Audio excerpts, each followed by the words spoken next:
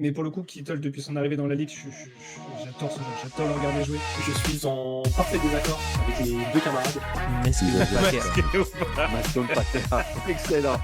S'il continue Magique. alors qu'il est taillé comme un tuteur en géranium en plus. Salut à tous et bienvenue dans un nouvel épisode du Front Office. Première preview des playoffs et on va la faire en deux parties. On va commencer par l'AFC et puis demain ou quelques jours après vous aurez la NFC. Et donc pour l'AFC on a récupéré le meilleur, on a pris le meilleur duo d'AFC possible sauf que GG n'est pas là malheureusement. Donc voilà, donc on a Dolphins de mon côté, Patriots avec PA. Salut PA. Salut Alex, bonjour à toutes et à tous. Ouais, effectivement, qui de mieux placé que nous deux pour parler d'une conférence où on n'a aucune de nos équipes en playoff. Donc on sera là, on sera très objectif sur ce qu'on va dire, bien évidemment.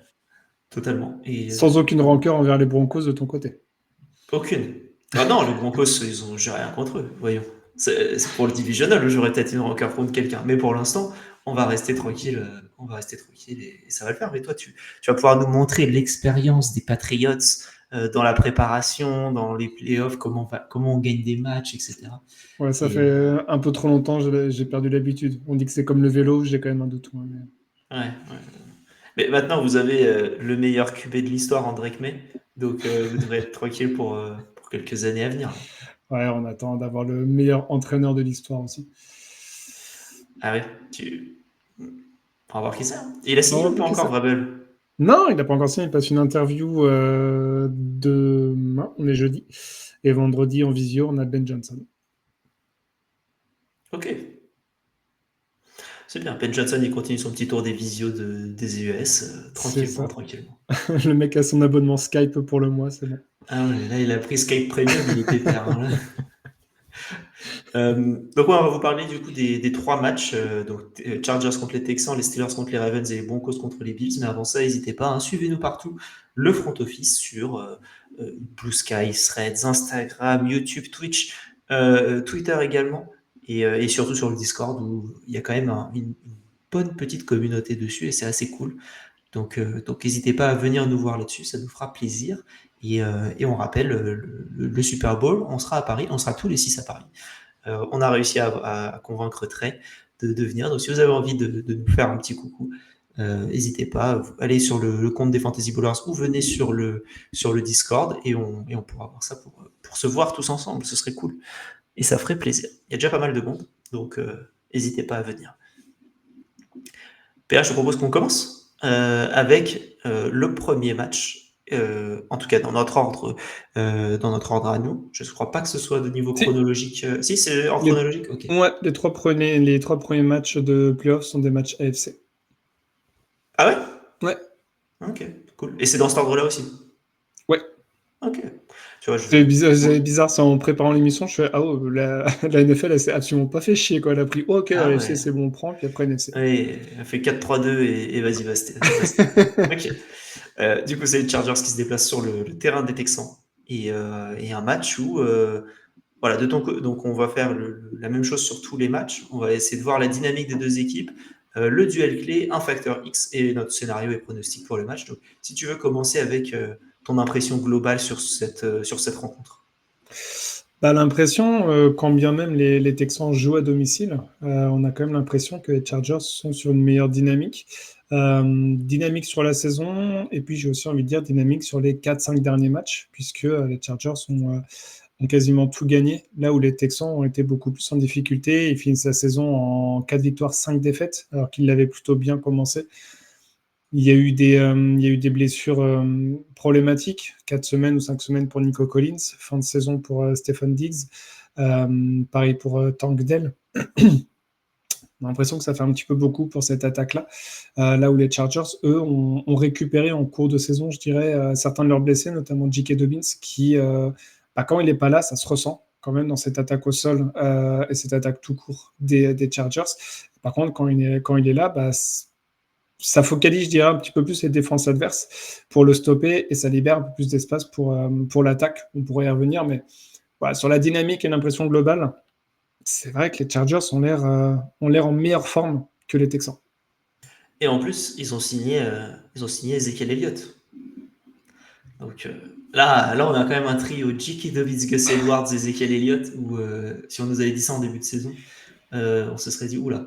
Mais c'est vrai, les Chargers, c'est quand même assez bon. Les Texans, t'en as parlé avec les pertes de Diggs et de Dell. On se disait ils ont le meilleur trio de la ligue en termes de receveurs. En termes de trio, je pense qu'on était sur un des meilleurs, si ce n'est le meilleur. J'ai pas d'idée de meilleur trio comme ça qui me vient en tête. Euh, mais là, tu te retrouves plus qu'avec Collins. Et parce que quand tu regardes la depth chart derrière, ça fait peur. C'est John Mechie en 2, c'est Robert Woods en 3. Si Deontay Johnson a envie de lasser ses chaussures, ce sera lui en 4 apparemment. Mais c'est horrible là ce qui se passe. Hein. Chez eux, limite, c'est Dalton Schultz qui n'est pas nécessairement connu pour sa vitesse, mais au moins il a des mains, qui est le deuxième receveur. Donc, ça va être compliqué ce match-là, je pense, pour les Texans. Ouais, c'est juste dommage que, on en avait parlé pendant le bilan intersaison, que John Mechie n'explose pas du tout. C'était un joueur qui était attendu relativement haut. Il avait été pris au 2e tour de la draft il y a 2 ans ou 3 ans. Il n'avait pas joué la première année à cause d'une leucémie ou d'un cancer. Ouais, c'était je crois que c'est leucémie. Donc voilà, on en attendait beaucoup. Un joueur ultra explosif, un peu à la Jameson Williams du côté des Lions. Mais ça prend pas, quoi. Il a du mal à bien s'intégrer dans le collectif, à être trouvé et avoir la confiance de CJ Stroud. Donc, ouais, compliqué. Compliqué depuis son arrivée dans la ligue pour lui. Surtout quand tu as un Tank Dell qui explose, qu'on n'attendait pas nécessairement beaucoup, que tu as Nico Collins qui explose à ce niveau-là, et que tu ramènes Diggs, c'est compliqué pour un mec, en plus qui est en rémission, de se mettre à fond, quoi. Donc je pense que c'est aussi dur, mais bon. Je pense que c'est un bon receveur 3 pour des équipes, et je pense que c'est un peu la carrière qu'il aura. Et bon, on espère pour lui que ça fonctionnera. L'année prochaine, je pense qu'il sera tranquille. Il sera tranquille vu que Diggs ne sera plus là. Je pense qu'il pourra éventuellement exploser. Diggs, je crois qu'il est en fin de contrat de toute manière. Ils vont pas le signer.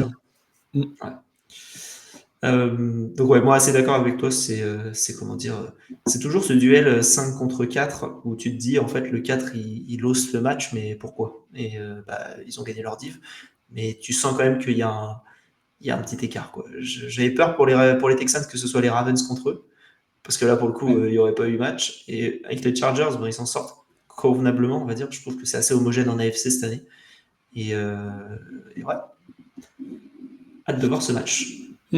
Après voilà, il y a l'impression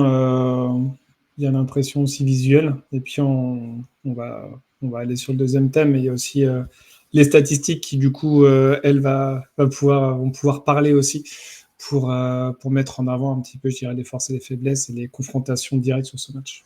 Ouais, je vais commencer moi avec mon duel, qui est pour moi Nixon contre la défense des Chargers à la course. Parce que en regardant un peu plus en détail, en préparant l'émission, tu te rends compte que les Chargers, déjà, c'est une des meilleures défenses. En tout cas, en termes de points accordés, c'est la meilleure, avec 17,7 points donnés par match, surtout 31 touchdowns. Les deux, c'est les meilleurs, on va dire, stats de l'année. Meilleure red zone défense aussi. Et tu te rends compte aussi que contre la course, ils sont très bons. Puisque, ok, ils autorisent beaucoup de yards, enfin beaucoup, ça reste raisonnable, c'est 14e, mais surtout, il n'y a que 7 touchdowns à la course qui ont été autorisés du côté des Rams, du côté des Chargers, pardon, mauvais Los Angeles. Et donc, tu te dis, face à un Mixon qui va devoir faire quelque chose dans ce match-là, parce que les receveurs, on en a parlé, c'est pas trop ça. Et CJ Stroud a un peu de mal, CJ Stroud, le fameux, a un peu de mal cette saison, en saison 2. Tu te dis, en fait, Mixon, s'il n'y arrive pas, ça va être horrible. Et je pense que si Mixon n'y arrive pas, les Texans n'auront aucune chance sur ce match-là, parce que ça va pas étirer les défenses. Enfin, ça va pas remettre du monde dans l'axe, et ça va pas pouvoir le lancer autant que tu veux. Donc, voilà. S'il arrive à faire quelque chose dans le début de match, là, tu te retrouves avec une dynamique qui est vachement différente. Mais j'ai du mal à y croire sur ce match. Tu parlais justement du pourcentage de transformation de touchdown pour les Chargers et pour les Texans. Tu disais qu'effectivement, les Chargers c'était la meilleure équipe de la ligue, puisqu'ils accordent 45% de touchdown quand l'équipe adverse arrive en red zone. Là où les Texans, ils ont eu un drop de quasiment 6 à 7 points dans cet exercice, parce qu'ils passent à 49% quand ils sont en red zone. là où ils étaient à plus de 55% l'année dernière. Donc il y a eu un vrai drop de ce côté-là, du côté des Texans. Il y a eu un drop sur d'autres choses. CJ Stroud, du coup, 15e meilleur passeur de la ligue, je dirais, en termes de yards. 20 touchdowns, ce qui est assez peu par rapport à ce qu'on pouvait en attendre, et surtout Ouais. 12 interceptions. Il a quand même rehaussé cette stat-là négativement, je dirais, cette année. Et puis moi, je vais aller sur mon point. C'est le nombre de sacs encaissés par CJ Stroud, 52 cette année. Justin Herbert, 41 sacs. Herbert, pour le coup, il a une bonne ligne offensive avec 2 très bons tackles. Alt qui a été drafté cette année, et puis Rashawn Slater à gauche. Donc pour moi, ça va être mon duel clé. Ces 2 tackles contre le pass rush des Texans, qui est 4e de la ligue au nombre de sacs, fait par rapport au QB adverse, 52. Avec quand même, malgré tout, en regardant les 4-5 derniers matchs, un vrai ralentissement de ce côté-là. On sent que statistiquement, ça baisse énormément, que Will Anderson a un peu plus de mal. Daniel Hunter fait encore 1 ou 2 sacs, mais tu sens que ça baisse un petit peu. Pour moi, ça va jouer là-dessus, puisque derrière ces 2 joueurs-là, il n'y a pas grand monde, en fait. C'est-à-dire que ces 2 joueurs ont vraiment happé, je dirais, tout cet aspect-là de sac, là où pour les autres joueurs, ils vont plus être sur le run-stop ou autre. Mais c'est vraiment ces 2 edge rushers qui vont être les plus dangereux du côté des Chargers. S'ils arrivent à les gérer, ça peut être une très très longue soirée, je dirais, pour la défense des Texans, qui est quand même relativement bonne cette année dans Oui. quelques domaines. Contre la passe, notamment. Hein. Au nombre de passes, de yards encaissés contre la passe, c'est la 6e meilleure. Par contre, au niveau des touchdowns, c'est Ouais. enfin, c'est cata, Troisième, c'est troisième pire de la ligue, ouais. au niveau des touchdowns tout court. À la passe. À la passe, ok. Ouais, ils se Ma sont stat pris est plus. 31 touchdowns à la passe. Donc, quand tu vois la fin de saison de Justin Herbert, qui est vraiment, lui, monté crescendo en termes de niveau, on a Ah oui, senti effectivement. que Harbaugh lui a fait de plus en plus confiance, lié peut-être aussi un petit peu à la blessure de J.K. Dobbins, qui avait, comme on disait, ralenti le jeu de course des Chargers. Mais ouais, Herbert, depuis 4, 5, 6 semaines, ça recommence à remontrer, je dirais, un niveau de jeu qui était le sien sur sa saison rookie, voire sophomore. Mais il n'est pas bon à prendre. Et s'il est bien protégé ou si la défense des Texans n'arrive pas à lui mettre la pression, tout Derek Stingley qu'il est sur le poste de corner, il va passer une longue soirée. Je ne sais pas sur qui il sera. Ça sera moi l'un de mes principaux points aussi, si c'est Johnston ou McConkey. Mais l'autre cornerback, il va falloir qu'il soit à niveau pour empêcher le second receveur de capter les ballons et de faire un certain nombre de yards. Si ça doit shadow, je pense que ça va shadow McConkey plus que Johnston. Enfin, ça a plus d'intérêt, on va dire, parce que Johnston, il peut se shadow tout seul. Ouais, mais Stingley, de ce que j'avais vu, il est relativement physique. Donc ça peut matcher aussi avec justement le physique de Johnston, qui est assez grand et costaud. Là où McConkey, il est plus slot receveur. Ouais. Alors, c'est toujours un cliché, parce que McConkey peut jouer tous les postes dans l'absolu, vu le niveau qu'il a. Mais il est un gabarit un peu plus frêle, je dirais, un peu plus rapide dans les petits espaces. Là où, effectivement, on peut plus mettre un slot corner ou un deuxième corner. Tu veux parler de ton Factor X, du coup? Mon Factor X, voilà, moi c'est Quentin Johnston. Comme tu l'as dit, il est capable de se shadow lui-même. Je te rejoins là-dessus. C'est pour ça qu'il est Factor X pour moi. Il y a des matchs où il a pris feu complètement. Alors c'est pas parce qu'il est à Los Angeles, c'est pas pour faire un mauvais jeu de mots. On pense, ouais, d'autant plus que j'y suis allé cet été et j'ai vu un petit peu se passer les incendies et c'est des routes que j'ai pris. Donc ouais, je vois à peu près où c'est. Et ça me touche un petit peu. Mais c'est pour ça que c'était pas du tout une blague, c'était juste dans le feu de l'action. Encore une fois. Mais Johnson, dans certains matchs, voilà, il a vraiment été très très bon à faire des stats à plus de 100 yards, à mettre pas mal de touchdowns, parce que c'est le meilleur scoreur de touchdowns de l'équipe, juste devant McConkey. Mais il y a eu des matchs où il est passé complètement à travers, où il a drop quasiment toutes les passes que lui lançait Herbert, et c'était pas des mauvaises passes, parce que parfois il peut y avoir des lancers un petit peu douteux. Voilà, donc à voir quel Quentin Johnston on aura. Si c'est celui qui arrive à être démarqué et à pas dropper des ballons, ou s'il va passer lui une mauvaise soirée. Je pense que le sort du match pour les Chargers dépend plus de Johnston que de McConkey. McConkey, il a montré une forte régularité, donc on se pose déjà pas de questions pour lui alors que c'est un rookie. Mais Johnston, voilà, c'est sa deuxième saison. À lui de à lui de montrer sur un gros match qui peut être présent également, pour qui Herbert peut lui faire confiance et lui lancer les ballons. Yes. Moi, de mon côté, c'est de l'autre côté, c'est Herbert, en fait. C'est Factor X. Pas dans le sens où il peut être nul ou il peut être très fort, mais dans le sens où il peut être bon ou il peut être excellent. Et je me dis, on parlait de Dobbins tout à l'heure, mais si Herbert, dès le début de match, il arrive à... En fait, peu importe comment ça peut se passer, mais si les deux fonctionnent dès le début, je pense que Herbert plus le jeu à la course, je vois aucune chance pour les Texans.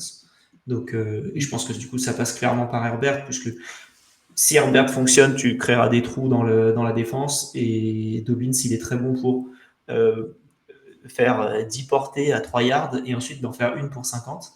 Et il suffit de la porter à 50 pour qu'on se dise, bah en fait, c'était bon, quoi. C'était ça qu'il fallait faire tout le match. Mais je pense que Herbert est assez bon justement là-dessus pour bien distribuer. Ok, il a McConkey qui a réussi à faire une super saison, mais je trouve qu'il distribue bien la balle à tout le monde. Et encore une fois, il fait une top saison. Je pense que c'est le meilleur joueur qui n'est pas dans des conversations MVP. Je pense que c'est Herbert. Et voilà. Donc, Factor X parce que il peut tout faire, quoi. Il est trop fort. Bah, et puis on a l'expérience aussi de son premier match de playoff contre les Jaguars, où il avait fait une bonne première mi-temps, et surtout les Jaguars étaient complètement passés à côté. Et puis la deuxième mi-temps avait été beaucoup plus compliquée. Les Jaguars l'avaient remporté, c'était il y a 2 ans maintenant. Ouais. Donc il retourne enfin en playoff. C'est à lui de jouer. Ouais, c'est ça, c'est à lui de jouer. Ton scénario sur ce match-là, qu'est-ce que tu vois plus? Et on peut faire le chrono en même temps. Ouais, moi je vois personnellement les Chargers vraiment sur une meilleure dynamique. La dernière victoire des Texans était voilà, contre une équipe déjà en vacances des Titans.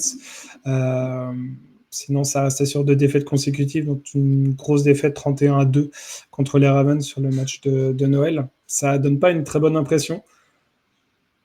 Maintenant, sur ces équipes-là, c'est quand même plutôt bien coaché. Et des deux côtés d'ailleurs, on n'en a pas parlé, mais duel de head coach, hein, avec un qui est quand même beaucoup plus expérimenté que l'autre, puisque Demeco Ryan, c'est uniquement sa deuxième saison, le head coach des Texans.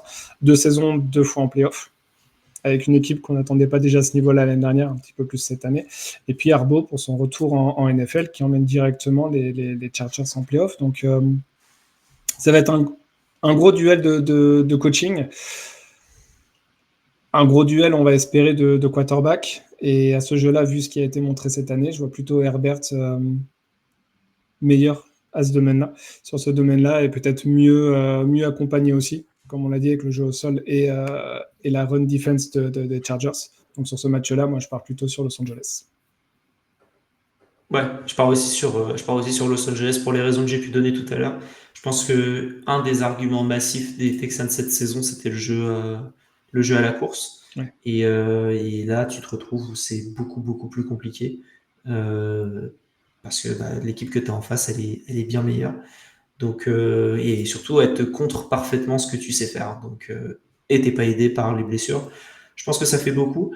Et puis voilà, quoi, on va voir ce que ça va donner. Mais je vois bien les Chargers passer. Et on verra ce qui se passe. Mais si c'est eux qui passent et le reste des matchs, on aurait des beaux matchs pour la semaine prochaine. Enfin, la semaine d'après. Mais on va pas faire de prono de score, mais vu ce qu'on en a dit, ça peut être un match à faible scoring. Ouais, ça peut être en fait un mix entre match à faible scoring et roost à la fois. Ouais. Tu sais, où les Texans ils arrivent à rien, ils te mettent genre un field goal, voilà, un petit field goal parce qu'ils ont réussi à avancer un peu, et puis les Chargers ils avancent tranquillement, ils te mettent un touchdown par là, après ils avancent, ils mettent un field goal. Et tu sais, puis ça peut terminer dans un truc où tu te dis, ouais, les Chargers ils ont pas impressionné, et puis ils sont en, je sais pas, Un 19, un 19. 19-6, ouais. Ouais, voilà, exactement, 19-6 ou 19-3, et tu te dis, ah ouais, ok, ils ont quand même gagné de 13 points, quoi. Ouais. Surtout, ça peut inquiéter si tu as une équipe comme ça qui marque des points et qui défend très bien. Et puis, ça se trouve, au final, ce sera l'inverse. Mais je vois plutôt quand même les Chargers sur ce match-là. Est-ce que tu avais quelque chose à rajouter dans tes 8 pages de notes sur ce match? Non, c'est bon, je peux enlever déjà un tiers de mes onglets. Passer à la deuxième page, on est parti. Et passons au deuxième match entre les Steelers et les Ravens. Donc les Steelers qui se déplacent à Baltimore pour aller affronter les Ravens. Euh, sur ce match-là, la dynamique, quand on voit, on se dit, mais les Ravens, ils montent, et tout fonctionne. Et les Steelers, ils chutent, et il n'y a pas grand-chose qui marche. Et ça, pour moi, ça pue le match piège pour les Ravens. J'ai du mal à le voir quand même.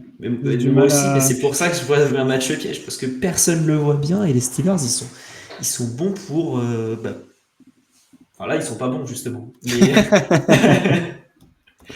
Non, mais ça, comme toujours, ça reste un match de division. Donc, je regarde, non, ils annoncent pas de neige. Ça reste un match de division, donc on sait jamais, effectivement. La neige, c'était pire pour les Steelers. Ouais. Donc, je dirais que c'est quasiment un peu dommage qu'on les a déjà vus 2 fois cette année. Bon, en même temps, il y a une victoire chacun, donc ça va être la belle. Mais on a quand même l'impression que, bon, la belle est déjà un petit peu faussée. C'est très compliqué pour les Steelers sur les dernières semaines. Il reste sur 4 défaites consécutives contre des gros adversaires, mais quand même des défaites assez lourdes. Les Eagles, je l'avais dit, 27-13. Les Ravens, déjà 34-17. Et encore, je trouve que le score ne reflète pas réellement la réalité du match. Les Chiefs, ils sont pris 29-10. Et puis le dernier match contre les Bengals, 19-17, où pour le coup, ils ont bien défendu, mais les Bengals, je trouvais qu'ils avaient manqué un petit peu de réussite et puis d'enfoncer un petit peu la tête sous l'eau des Steelers. Le score aurait pu être un petit peu plus fleuve. Donc, ouais, on part pas très optimiste, je dirais, déjà pour ce match. On a l'impression que pour le coup, celui-là, il peut y avoir un écart de fait très rapidement. Et puis les Ravens à domicile, avec effectivement ce qu'ils ont montré là sur les dernières semaines. Ils ont quand même mis des tôles à tout le monde. Alors, ça n'a pas forcément été des grosses équipes non plus. Il y a eu les Giants 35-14. Il y a eu les Browns en dernière semaine 35-10. On en a parlé contre les Texans 31-2. J'ai parlé aussi des Steelers. Mais voilà, ils sont sur une moyenne de plus de 30 points. Là où les Steelers, 30 points, s'ils arrivent déjà à en mettre 20-22 sur les dernières semaines, c'est un petit miracle, quoi. Donc, ça reste un match de football américain. On ne sait jamais. On ne sait jamais comment ça peut tourner. Mais en l'état, là, sur le papier, c'est vrai que c'est compliqué de parier autre chose ou de penser autre chose que des Ravens en super forme qui mettent 27 points assez facilement. Ouais, c'est Lamar qui est sur une saison absolument folle. S'il n'avait pas eu le MVP l'année dernière, je pense qu'il n'y aurait pas eu de questions cette année. Mais c'est compliqué de faire du back-to-back en ce moment, j'ai l'impression, dans les sports américains ou dans les sports tout court. Mais là, tu lui rajoutes Derrick Henry et les deux fonctionnent, quoi. Et c'est les armes parfaites. Moi, c'est le duel clé, entre guillemets, que je me suis mis, le duel à surveiller, c'est Derrick et Lamar contre le monde. Parce que, en fait, ils sont tous trop forts, les deux. Derrick, quand il court, en fait, ils font attention que ce soit pas tout le temps une ride, et que ce soit une fausse passe pour Lamar qui court, et pour Lamar quand il court, c'est 40 yards d'un coup, en trottinant, et limite en faisant l'araignée, il va fumer tout le monde. Enfin, le mec, il est trop fort. Et quand tu donnes la balle à Derrick, déjà, tu as 2 secondes de retard, donc il a fait 7 yards, et derrière, il te met 3-4 stiff arms, et c'est terminé. Donc, les Steelers, c'est quand même une défense d'abord et une attaque ensuite. Je dirais même c'est une défense, une special team, puis une attaque. Et là, en fait, ta défense, tu te retrouves face à 2 monstres, quoi. Et en plus de ça, je ne vais pas tout dévoiler, mais bon, de manière, quasi tout mon propos aujourd'hui est sur les Ravens plus que les Steelers. Mais tu as Marc Andrews qui a fait un début de saison cata, mais en tout cas au niveau des stats, mais dans le jeu, il était très bon, notamment dans le run block. Et là, il est, ça y est, quoi. On lui fait confiance, on lui envoie la balle. Et je crois qu'il est à plus de 10 touchdowns, si mes souvenirs sont bons, sur la saison. Donc, tu te retrouves en fait avec ta triple menace. Tu as Zay Flowers qui est devenu pro bowler, alors plus ou moins à raison ou quoi, mais on s'en fiche, c'est pas la question pour le coup. Ça veut dire qu'il a quand même fait une bonne saison. Et puis voilà, et derrière, tu parleras aussi de la défense, mais qui a eu du mal, mais qui revient quand même assez bien là sur les dernières semaines. Encore une fois, j'ai dit les Steelers histoire pour faire l'avocat du diable au début de match, mais j'y crois pas une seconde. Ouais, j'ai ressorti moi quelques éléments de la saison, quelques statistiques, et c'est compliqué, c'est vraiment compliqué de ressortir des choses positives du côté des Steelers, vraiment quoi. Pourtant j'ai un peu creusé, j'ai cherché, mais c'est difficile. Tu disais saison quasiment MVP de Lamar, il a lancé que 4 interceptions pour 41 touchdowns, il se fait saquer 23 fois. Et quand tu Sa regardes O-line est bonne, mais il y a des moments où c'est quand même plus Lamar qui arrive à se débarrasser de la pression qu'autre chose. quand tu regardes les interceptions en plus, c'est dur qu'il en ait 4 quoi. Parce que il a 4 interceptions, il a quelques fumbles, il a un fumble dont je me souviens contre, j'ai plus contre qui, mais c'est une latérale qui est droppée par Flowers. Donc en plus, il y a des stats où tu en vois 4, tu te dis, bon, déjà 4, tu te dis, comme tu dis, hein, c'est peu, mais quand tu les regardes, c'est vraiment pas 4 quoi. C'est max 3, parce qu'il y en a une qui est affreuse et qui est vraiment pas pour lui. Il y en a peut-être une ou deux, évidemment, qui le sont, et encore, bref, excuse-moi, mais Non. c'est fou. Enfin, Lamar, cette saison, il est, pour moi, il est parfait, quoi. C'est, ouais, fou. Quand tu compares par rapport à Russell Wilson de l'autre côté, lui, il a 16 touchdowns et 5 interceptions sur 11 matchs, mais il se prend déjà 33 sacs sur 11 matchs.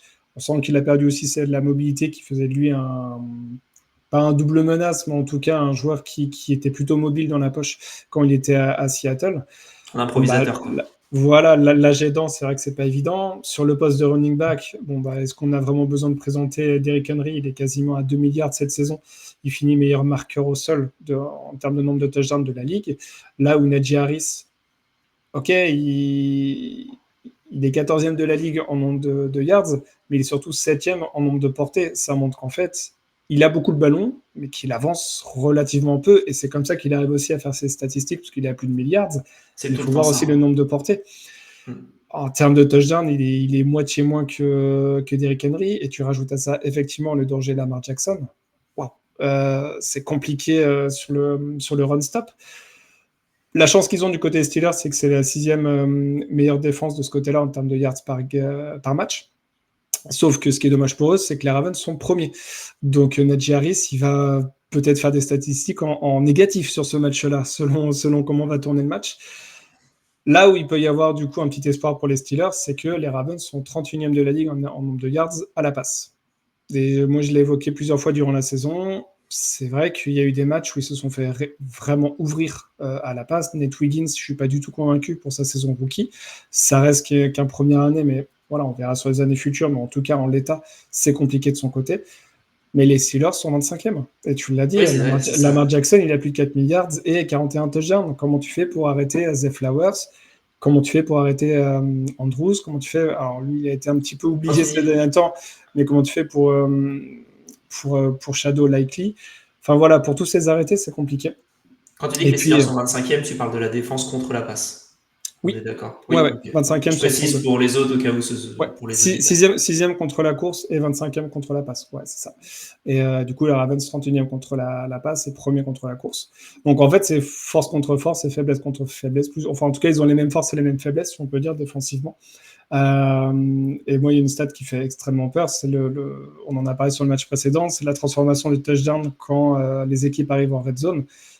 Les Ravens, ils sont premiers de la ligue avec 75%. C'est-à-dire que 3 drives sur 4 qui arrivent en red zone, ça finit en touchdown.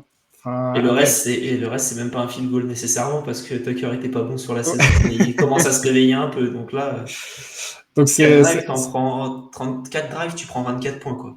Ouais, c'est compliqué. C'est compliqué. Alors, faut arriver en red zone, pardon, mais quand même. Là où les Steelers, c'est une des pires équipes, ils sont à 48%. Après, en termes défensifs, ils sont à peu près dans la même moyenne, ils sont un petit peu plus de 50% les deux. Donc, plus ou moins permissif, parce que ça reste au milieu de la ligue, pour remettre aussi dans le contexte. Mais voilà, c'est monstrueux ce qu'ils ont fait cette année. Et puis, je finirai du coup par défensivement sur le pass rush.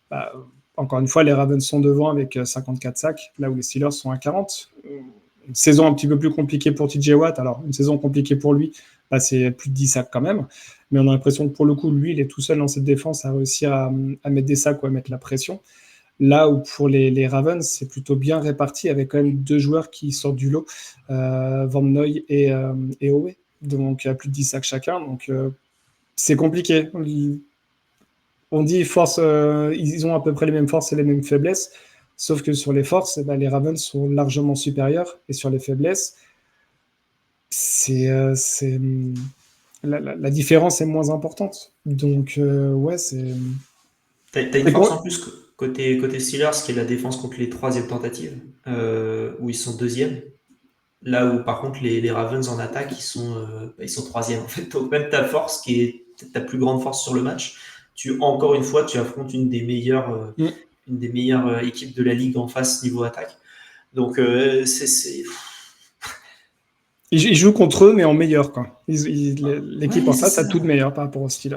Et surtout, Mais tu sais, c'est un puzzle, quoi. C'est vachement complémentaire. Si jamais tu prends la défense des Steelers, tu prends l'attaque des Ravens, sur certains trucs, tu fais une équipe qui est monstrueuse, quoi.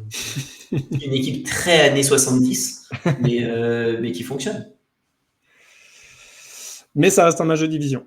Et le premier match en saison régulière, c'était les Steelers qui l'avaient gagné sans touchdown. Je crois que c'était 18-15 ou quelque chose comme ça.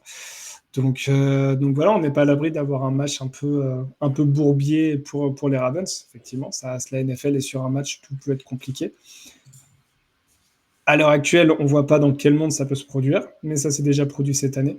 Un match au 100 de notre ami Lamar Jackson, ça peut arriver aussi. Donc à voir, mais voilà, en l'état, c'est vrai que c'est bon. On va pas être très original, mais les Ravens paraissent quand même extrêmement favoris. Tu veux parler de ton Factor X? Ouais, moi c'était Derrick Henry, mais parce qu'il vient d'arriver chez les Ravens et qu'il a montré cette saison toute la force qu'on lui connaissait et puis une petite cure de jouvence. Ça lui a fait du bien et puis en fait c'est ultra complémentaire avec Jackson. En début de saison, on s'inquiétait un petit peu après 2 défaites en se disant il se marche un peu sur les pieds et puis en fait voilà, Jackson a pris un petit peu moins de portée à la course. Henry en a pris plus, donc ça a fait le taf. Mais après sur ce match-là, pour moi, le duel clé, ça sera George Pickens contre Marlon Humphrey. Pickens, qui est censé être le receveur star du côté des Steelers, on voit que sur les derniers matchs, il a d'une part été blessé et quand il est revenu, ça a été très compliqué.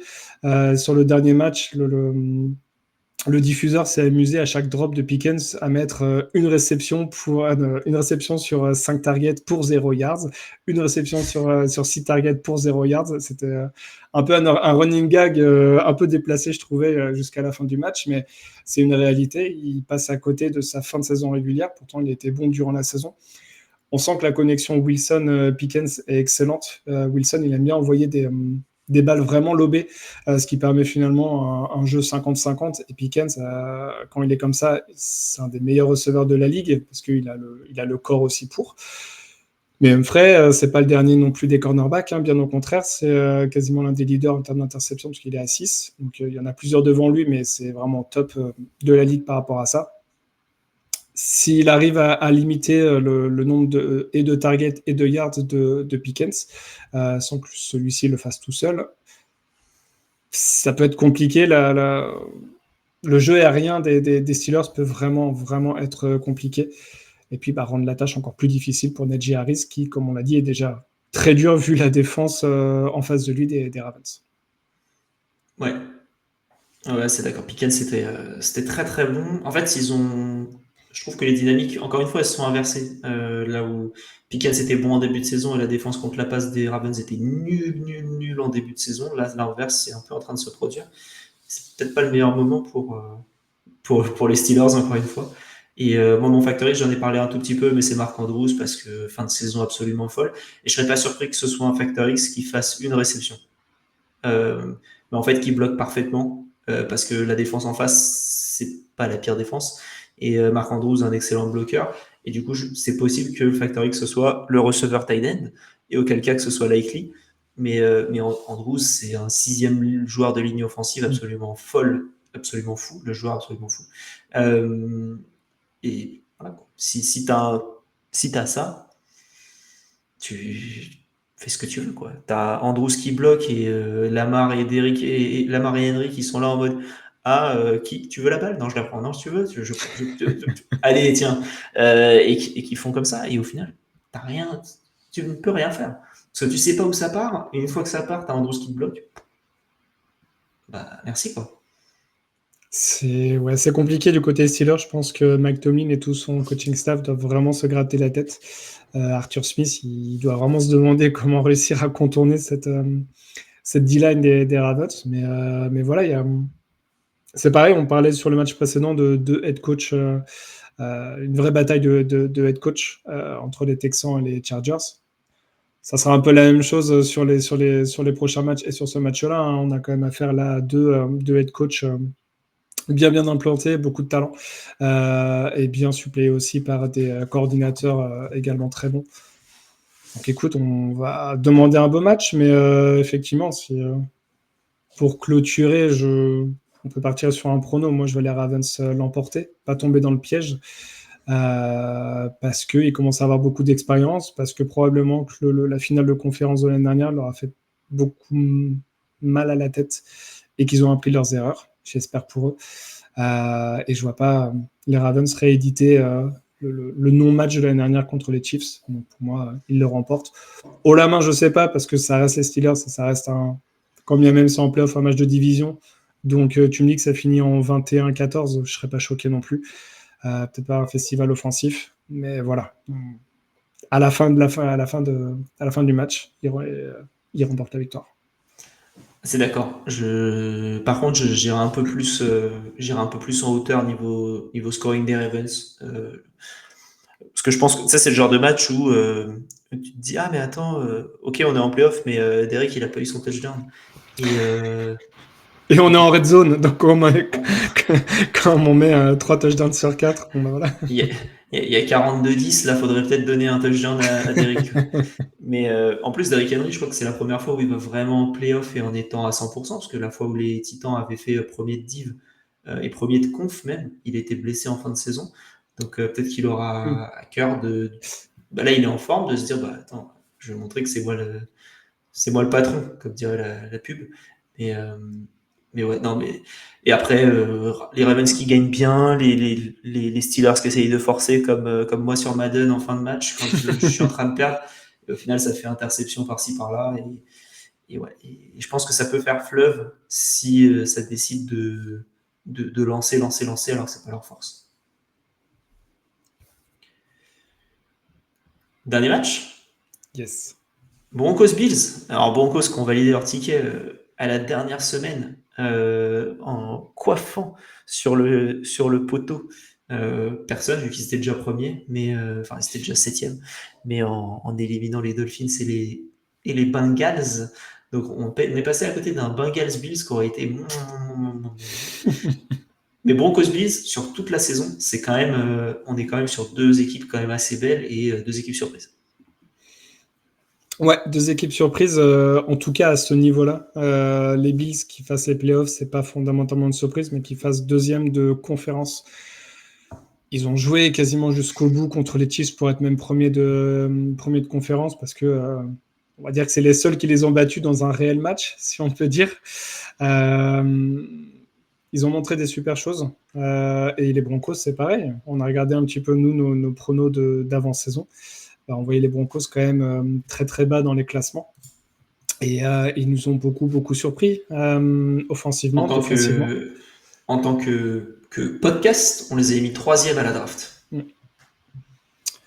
Pas 29e, hein, 3e, pas 30e, 3e. Ouais, 3e. À la place des Giants, quoi. Mais oui, enfin, il y a eu quelques surprises. On parlait des Chargers en tout début d'émission, ça reste une surprise également par rapport à ce qu'ils avaient montré l'année dernière. Les Broncos, c'est la même chose. Ils avaient perdu certains joueurs, Justin Simmons notamment. Et finalement, ce qu'ils ont montré cette année, c'est juste monstrueux. Enfin, vraiment, c'est dans toutes les catégories statistiques, ils ont performé, quoi. C'est vraiment ultra impressionnant. Avec un quarterback rookie, on y reviendra. Avec un retour sur le jeu de course, avec des jeunes, voire très jeunes joueurs en défense. Et puis, tout a cliqué, tout a bien fonctionné. On y reviendra aussi là-dessus, mais le coaching staff, encore une fois, hein, quand on voit qu'il y a des bonnes personnes aux bons endroits, Bah, finalement, les mecs qui sont en NFL, ils sont pas mauvais, hein. Quand tu finis en NFL, c'est que tu es quand même un bon joueur, voire un très bon joueur, en tout cas un petit peu un surhumain. Alors tu vas avoir des joueurs élites qui effectivement, eux, sont rares, mais les très bons joueurs, il y en a quand même beaucoup quand c'est bien coaché, quand c'est mis dans des dispositions qui leur permettent de montrer tout leur talent. Et c'est ce qu'a fait Sean Payton avec tout son coaching staff. Et du coup, bravo à eux. Et même chose du côté de McDermott. Moi, j'étais une des personnes qui pensait qu'il allait sauter en cours de saison parce que je ne voyais pas une super saison de la part des Bills. Mais à culpa, il a vraiment, lui, step up aussi dans sa manière de coacher, j'ai trouvé. Et puis, il a su bien s'entourer, notamment sur le poste d'offensive coordinateur avec Joe Brady qui est arrivé l'année dernière et qui a démontré aussi, lui, tout son talent cette année en emmenant une attaque des Bills deuxième de la ligue en nombre de points par match. Donc, c'est assez monstrueux. Ouais, moi de mon côté, comment dire, les Bills, ils ont une vraie confiance. Moi, je les attendais pas du tout là. Je les voyais pas gagner la division du tout. Et peu importe qui, que ce soit Dolphins ou Jets, je me suis dit, ils ont trop perdu sur l'intersaison pour faire quoi que ce soit. Et en fait, bah, ils sont partis. Ils ont bouffé du salary cap avec de la dead money sur certains contrats parce qu'ils étaient obligés. Et au final, ils se retrouvent deuxième de conférence. Ok, les Saints, prenez-en de la graine parce que je pense que c'est votre avenir. Et donc les Bills, ils ont une super confiance. Et les Broncos, de leur côté, tu as parlé du faux match contre les Chiefs. Est-ce que tu n'as pas un petit syndrome de l'imposteur qui arrive là quand tu es en playoff alors que tu as tout fait sur cette saison pour y aller, hein, y a pas de... Ils ne l'ont pas volé leur place non plus. Hein. Ils sont en quoi? Ils sont en 17, c'est ça, hein, sur la saison. Oui. Donc tu es en 17, tu es quand même voilà quoi, tu es au même niveau que le cinquième, tu es mieux que tu es autant que les Texans. En fait, tu as le quatrième meilleur bilan de la ligue, enfin de la La conférence. conférence. Ouais. Donc tu n'es vraiment pas là pour rien.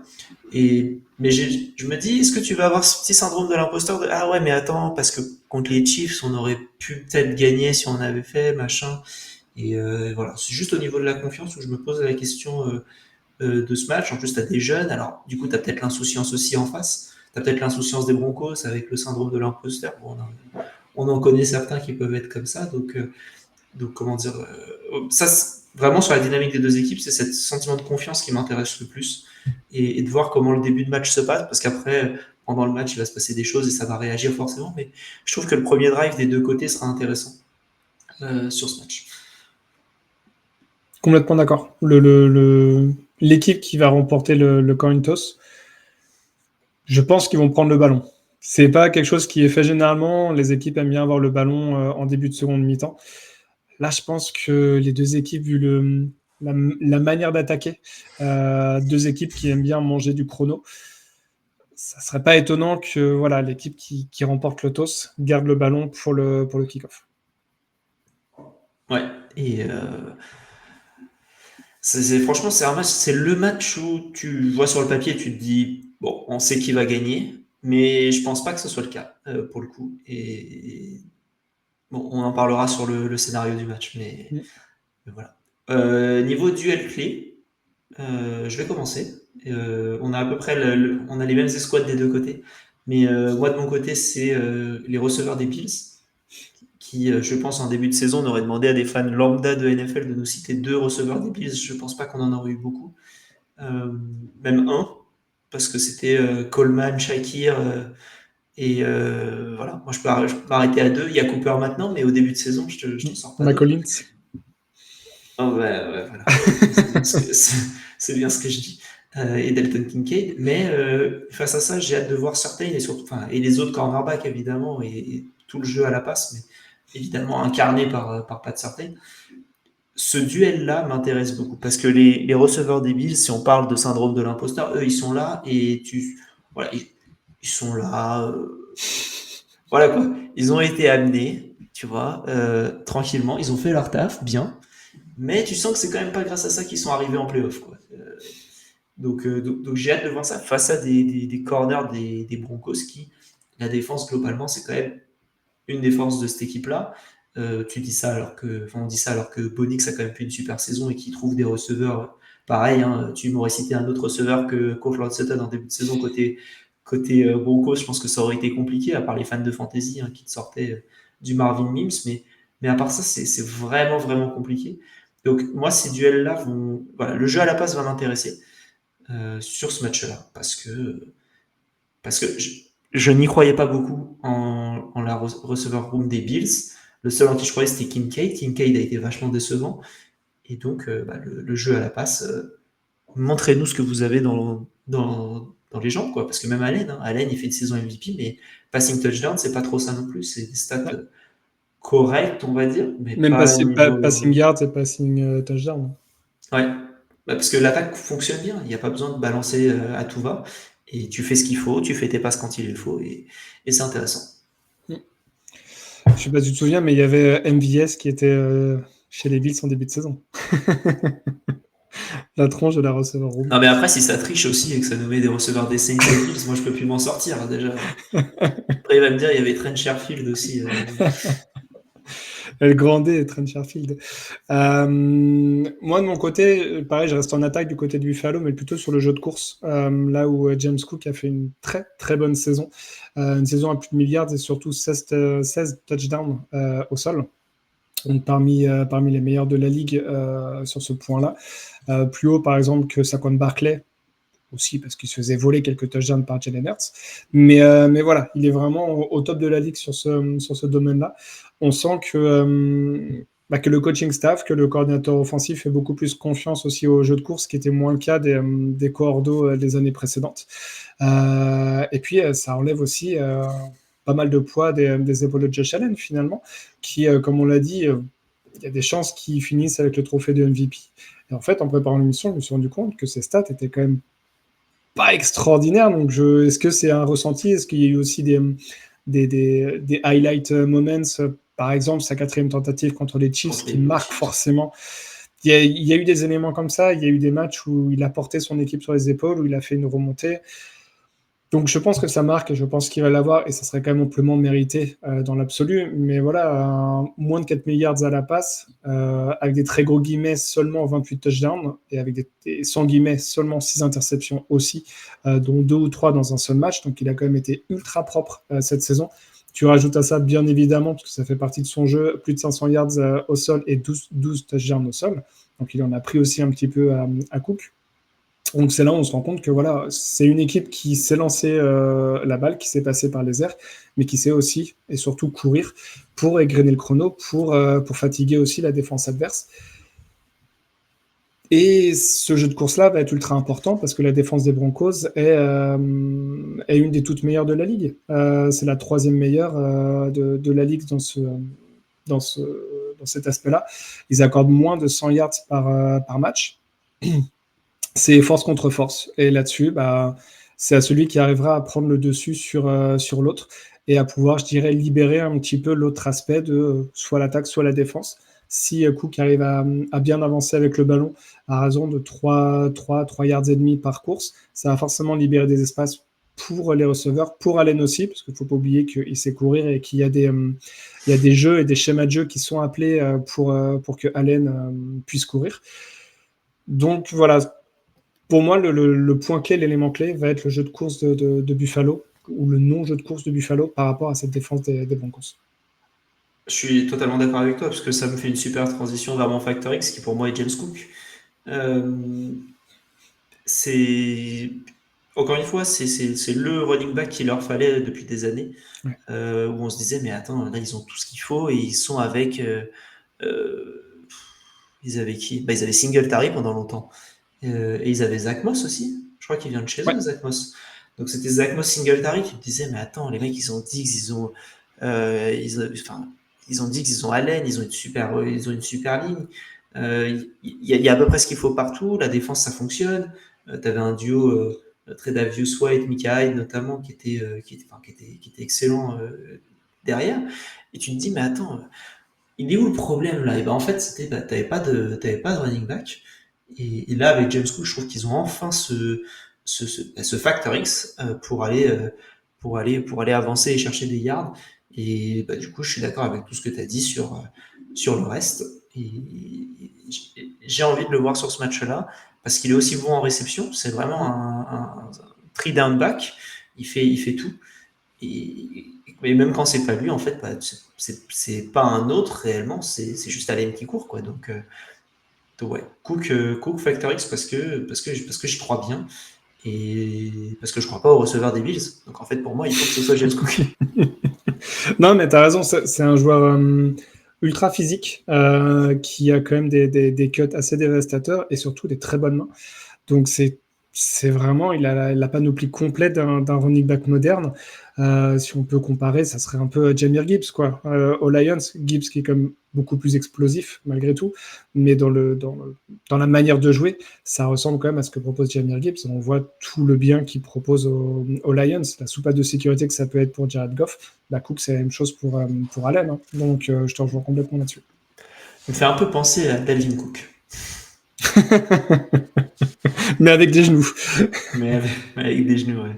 Non, mais par contre, si vous avez envie que votre fils soit running back, allez chercher comment dire, le papa cook et vous lui demandez tous ses conseils parce que le mec, il te sort 2 running back quand même très très très bons en NFL et dans un poste où je pense que c'est de plus en plus compliqué d'en avoir des très bons. Donc, il y a une place qui va se faire. Là, tout le monde veut être receveur maintenant. Donc, je pense qu'il va y avoir moins de running back. Bon, ça, c'est un duel, une discussion sur autre chose. Mais pour continuer l'aparté, ça va pas durer longtemps, on faisait cette réflexion-là, on disait les running backs sont interchangeables. C'est une réalité, mais en même temps, les running backs élites, t'en trouves pas beaucoup, et c'est eux qui te changent un match. La preuve avec Derrick Henry cette année aux Ravens, la preuve avec Saquon Barkley aux Eagles, la preuve encore une fois avec James Cook du côté des Bills. Ces running backs-là qui ont vraiment un truc en plus, et ben ça fait la différence par rapport à des joueurs que tu peux effectivement changer d'équipe, ça ne changera pas grand-chose. Oui, effectivement, tu peux en trouver, tu tapes dans une poubelle, tu en as 3 qui sortent, on est d'accord. Mais les running back plus, bah, tu n'en as pas beaucoup, et ceux-là, il faut les choyer et il faut les payer, je trouve.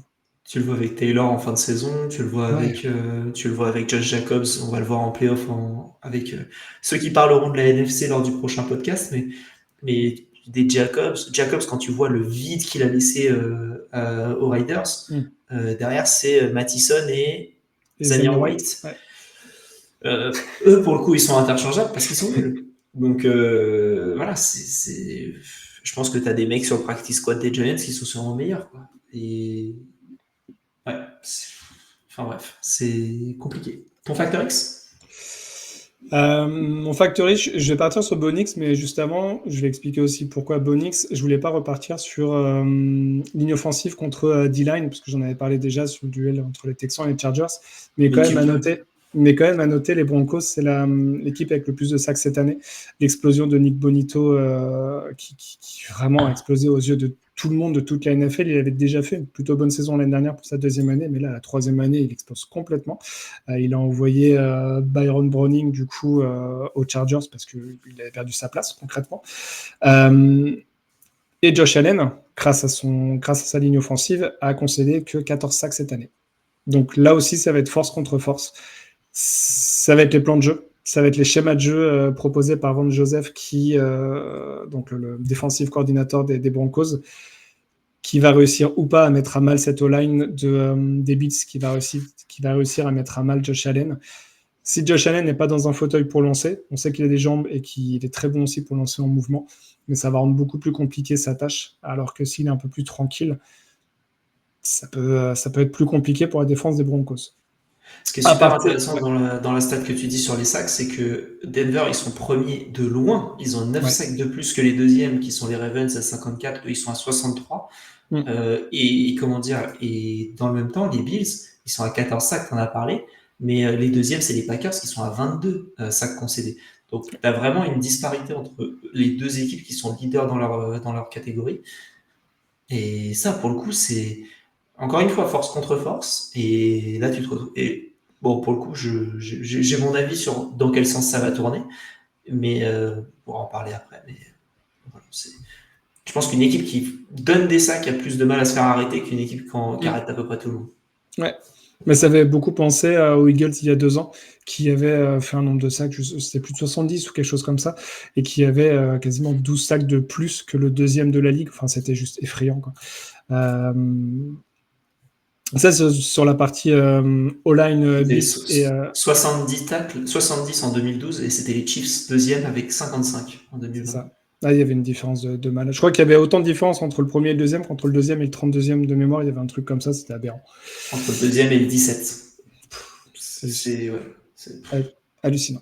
Mais du coup, moi, mon facteur X, bah, ça sera Bonix, le rookie au poste de quarterback du côté des Broncos, parce qu'il nous a sorti effectivement une très belle saison. Plus de yards à la passe que Josh Allen, plus de touchdowns à la passe que Josh Allen, plus d'interceptions aussi. Et puis qui a un peu plus de 400 yards au sol. Donc, excellente saison de la part du rookie. Bien aidé lui aussi par son O-line, puisqu'il a encaissé que 24 sacs cette saison.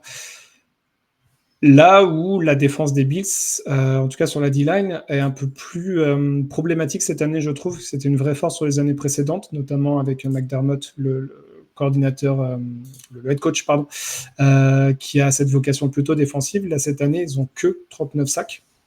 Ils sont au milieu de la ligue dans ce domaine. C'est pour ça qu'en préparant l'émission, pour moi, je me disais, bon, les Bills, ça va être easy par rapport à ce qu'ils ont montré. Les Broncos, quand même, ils ont beaucoup d'atouts à proposer sur ce match-là. Alors oui, le match sera à Buffalo, c'est jamais évident, on connaît l'ambiance. J'ai pas regardé la météo, mais bon, jouer à Buffalo un mois de janvier, je pense que ça va pas être cadeau. Il va faire froid et peut-être un peu de neige. Mais ils ont beaucoup d'atouts quand même, les Broncos. Hein. Ils ont montré quand même beaucoup de choses. Et pour ce match-là et pour avoir des espoirs de remporter ce match, ça va passer par un bon X qu'on a pu voir sur les dernières sorties. Je parlais tout à l'heure de 12 interceptions. Il y en a eu beaucoup quand même en début de saison, là où il commençait finalement, lui, sa carrière en NFL. On voit que sur les derniers matchs, sur les 5-6 derniers matchs, il force beaucoup moins. Il trouve les receveurs dans les bonnes zones. Il n'y a quasiment plus du tout d'interceptions. Il est chirurgical en fait dans ce qu'on lui demande en tout cas. C'est pas encore un quarterback élite, mais en tout cas dans ce qu'on lui demande et le plan de jeu qui est mis en place, il performe beaucoup plus que ce qu'on pouvait en attendre. Donc, écoute, s'il continue lui sur sa lancée, effectivement, il y a ce match-là un petit peu étrange contre les Chiefs.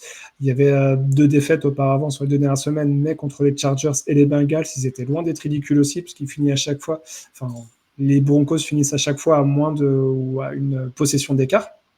Donc c'est pas non plus des matchs qui sont perdus de 15 ou 20 points parce que Bonix est passé à côté, il a lancé 3 saucisses, 2 pick six et voilà. Lui a été propre dans ce qu'il proposait, le jeu de course a aussi été présent.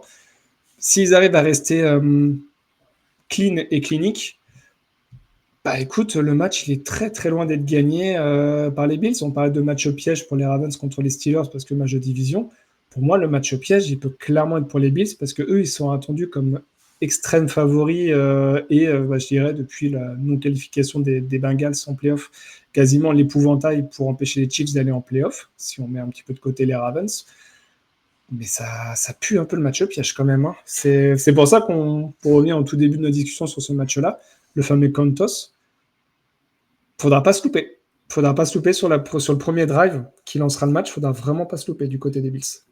Ouais, et tu es sur 2 équipes qui marquent des points des 2 côtés du terrain. Donc on a 3 pick six du côté des Broncos, 2 fumbles recouverts pour un touchdown et 2 safety côté Broncos. Côté Bills, c'est 2 pick six, un fumble retourné pour un touchdown et un safety. Mais surtout, c'est les stats de turnover qui sont monstrueux. Ouais. Monstrueux. Et les Vikings cette saison, c'est vraiment la défense qui fume à peu près tout le monde. Mais derrière, tu es, sur les turnovers, tu es à 27 interceptions et fumbles. Du coup, 25 si on considère les recouverts. Donc, tu es à 25 côté Broncos, tu es à 32 côté Bills. Donc, tu es à 41 plus 51. Tu es à 51 turnovers sur 34 matchs. Donc, si vous avez envie de parier quelque chose, parier sur des points de la défense. Je pense qu'il y a moyen qu'il y ait quelque chose. Ce match peut être le match dégueu. Dégueu, on se comprend. Côté offensif, en tout cas, le match dont tu parlais, côté Chargers-Texans, il pourra arriver là, je pense aussi. C'est du match où tu as plein de field goals et encore, ça dépend de la température. Match de tranchée, quoi. Et ouais, c'est ça. Mais alors, tu vas à Buffalo qui a décidé, c'est leur mentalité. Hein, les gars ne veulent pas mettre de toit sur leur stade, ils veulent que ce soit dur d'aller jouer chez eux, et ils vont continuer comme ça. Donc,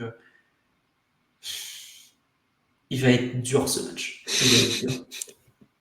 Et ça, c'est un match de dimanche, j'imagine, Bah, à c'est 19h. 19h. Ouais, c'est ce que j'allais vérifier. Donc, du coup, 13h là-bas. Donc, bon, il y a possibilité d'avoir un peu de soleil quand même. Oh là là, il va faire 4. 4 Fahrenheit. Voilà, voilà. Sortez les hazmat suits. Oh, tu sais quoi, ils annoncent de la neige. Oh là là là là. Ah, yes, ça va être Je trop trouve bien. je trouve que 19h de la neige, ça c'est beau. Tu vois, un match 19h, déjà les matchs à 19h, c'est la vie. Mais alors, 19h et de la neige. Maman. Ça annonce des températures négatives tout au long de la journée, le jour, la nuit. Hein. Enfin, on est sur Ah du non, -9 à -1 sur les meilleures températures. Donc, non, non, ça va être négatif et il y a des risques de neige. Donc, on peut s'amuser. attends, parce que du coup, tu me dis que ce match-là. Attends, je comprends rien au planning. Ah oui, c'est 10. Ah purée, attends, t'as un match. Ah oui, ok, d'accord. Ouais, ouais, ok. D'accord. T'as qu'un seul match. Ah oui, t'as 2 matchs samedi, 3 matchs dimanche. Ok, d'accord. C'était le souci que j'avais dans mon Et planning. tu as un match le mardi pour nous, Français. Ouais, donc lundi soir, quoi. Dans la C'est nuit un de lundi Monday à, night. dans la nuit de lundi à mardi, ouais. Ok. Très bien. Très bien, très bien. Euh, Niveau scénario, qu'est-ce que tu vois sur ce match-là? Je vois quand même les Bills se remporter. Je vais pas faire le foufou non plus. Maintenant, défensivement, les Bills ils finissent à 21,6 points de moyenne par match. Mais il y a eu quand même des énormes trous d'air. Il y a eu un match à 35 points encaissés contre les Ravens. Il y a eu un match à 44 points encaissés contre les Rams. À 42 points pris contre les Lions. Alors, c'est pas les seuls à avoir pris beaucoup de points. En plus, ils ont gagné ce match en mettant 48. Attention. Attention au match piège. Je vois les Bills se le remporter. Mais je serais pas étonné que ce soit comme beaucoup plus compliqué que ce qui est attendu. Euh, Et ouais, le début de match sera essentiel pour moi, que ce soit du côté des Broncos, du côté des Bills. Si ça part un petit peu, comme on a dit, en bataille de tranchées, où ça n'arrive pas à avancer, où la défense des Broncos arrive à mettre beaucoup de pression, j'aimerais pas être dans la tête de Sean McDermott, parce que pour le coup, lui, il a démontré sur des matchs de playoff qu'il pouvait un petit peu fissurer. Là où Sean Payton a quand même, lui, de l'expérience et a montré que il arrivait à gérer ce type de match un petit peu à couteau tiré. Donc voilà, je pars quand même en termes de pronostic sur les Bills. Je ne serais pas étonné que les Broncos sortent un très bon match et arrivent à battre les Bills. Je parlais de dynamique en début de ce match-là, parce que les Broncos, faut pas oublier qu'ils sont sur une dynamique absolument catastrophique. C'est un peu en trompe-l'œil parce qu'ils ont battu les Chiefs et que fallait qu'ils gagnent pour y aller, mais ils étaient à une victoire d'y être depuis la semaine 16, Ouais. et ils sont passés vraiment, vraiment, vraiment pas loin de se rater. Ils ont, sur leur dernier match ou leur dernière victoire contre une équipe qui n'est pas en playoff, c'est. Attends, je vais te la sortir. Les Buccaneers. C'est Buccaneers en semaine 3. Ouais. Et le reste, tu as joué des équipes qui n'y sont pas et qui sont loin. Mais quand tu as joué. Je compte pas le match des Chiefs, hein, évidemment. Oui, bien sûr. Mais quand tu as joué les Chargers, tu as eu du mal. Les Bengals, c'était un peu un match de playoff parce que tu pouvais clairement te faire sortir à cause de ça. Et ils l'ont perdu en prolongation. Ils ont perdu contre les Chiefs avant, ils ont perdu contre les Ravens. Tu as des matchs quand même qui étaient un peu compliqués, mais qu'ils ont gagné, donc top. Mais voilà, le calendrier n'était pas le plus compliqué côté Broncos. Et ils s'en sont très très bien sortis et ils sont en playoff. Mais attention du coup, parce que les Bills, c'est une autre paire de manches. Et eux, pour le coup, voilà, quoi, ils savent y faire, quoi. Même le match qu'ils perdent contre les Rams, ils en mettent quand même 42. Ils perdent aussi. Attends, contre qui ils perdent? Ils perdent contre les Texans où ils perdent de 3 points. Et la seule grosse défaite, c'est contre les Ravens. Ouais. Où là, pour le coup, ça a été très très très compliqué. Mais ouais, j'ai du mal à y croire côté Broncos parce que je pense que quoi qu'il arrive, tu as Josh Allen. Et si tu as Josh Allen, il trouve un moyen de gagner. Et en tout cas, contre une équipe des Broncos, je vois ça se passer. Je serais pas étonné non plus. Très bien. Ça me rassure. Ça me rassure qu'on soit aligné sur quelque chose. Comme ça, je peux faire mes petits pronos sur Sleeper en espérant qu'ils aient mis les matchs de wildcard. Je vais aller vérifier ça tout de suite parce que si vous êtes comme PA très bon dans les pronos, ratez pas la fin de saison. C'est là où vous allez perdre des points. Donc, foncez, foncez, foncez. Mais il n'y a pas, de toute manière. Donc, comme ça, en fait, c'est terminé. C'est triste, hein. Ça va, je le vis bien. Tu termines 14e. Ouais. Tout seul. Ah bon? Je crois qu'on était plusieurs, 14e. Tu es tout seul 14e. Personne n'est avec toi. T'es vraiment... Ouais, j'avais mis les Vikings contre les Lions sur le dernier match. Voilà, t'aurais pu être 11e. Quelle erreur. Bon, je vais pas parler parce que je suis un peu loin, moi. Mais j'ai mon petit plaisir quand même, c'est d'avoir fait plus de points que toi sur la dernière semaine. Toujours Ouais. la dernière semaine, faut faire la bonne impression. C'est ça. Toujours faire bonne impression à la fin. Du coup, si on se fait un peu les petits pronos, sur tes 3 matchs, toi, tu vois qui est qui? Je vois les Chargers à l'extérieur contre les Texans. Je vois les Ravens à domicile contre les Steelers. Et je vois les Bills à domicile contre les Broncos. Donc, on voit la même chose tous les deux, ce qui donnerait un Chiefs Chargers et un Ravens Bills. Ouais. Ce serait sympa. Je pense. Je pense que ce serait bien cool. Est-ce que tu as quelque chose que tu veux rajouter? Est-ce qu'il te reste des onglets ouverts? Non, c'est bon. Tout est fermé, tout a été traité, c'est nickel. Parfait.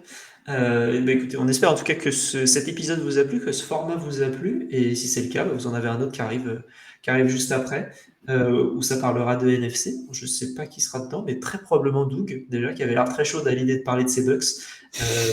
Peut-être parce qu'il pense que la semaine prochaine, il pourra pas. On sait pas.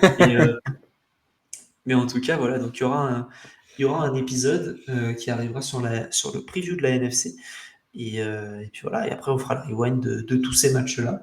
Avant de refaire le preview AFC-NFC, on va essayer de faire ça pour pouvoir parler un peu plus en détail des matchs. Si vous avez une catégorie que vous voulez qu'on rajoute à ça, parce que la semaine prochaine on aura plus de temps, vu qu'il n'y aura que 2 matchs, n'hésitez pas, faites-nous part de tout ça en commentaire de l'épisode sur YouTube ou sur Spotify, il y en a les commentaires, ou après vous savez où nous joindre.